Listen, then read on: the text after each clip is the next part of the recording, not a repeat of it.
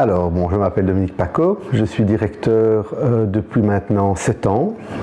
J'ai été instituteur pendant 20 ans dans des écoles actives, philosophiquement de Crollienne, 14 ans dans le Brabant wallon, 7 ans dans l'école mère à De Crolly à Bruxelles, et puis directeur d'une école depuis 7 ans, une école qui était une école traditionnelle à la base, et donc à la demande de l'équipe pédagogique, ils ont voulu transformer cette école en une école active.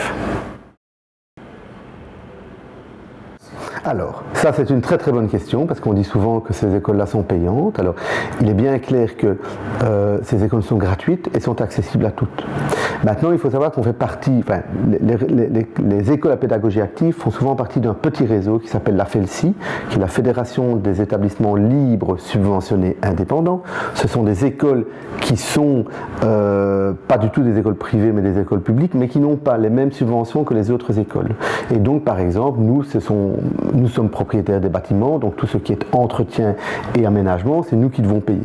Ensuite, notre pédagogie nécessite parfois d'engager des personnes en professeurs d'art, en professeurs de jeux d'échecs, en professeurs de théâtre, que nous payons. Alors, ce que nous on demande aux parents qui savent, c'est dans une ASBL, qui n'est pas du tout, fait pas partie de l'école, mais qui est en dehors, de donner une cotisation qui tourne autour de 1 000 € par an, qui est payée par mois, une centaine d'euros par mois, mais qui n'est pas obligatoire.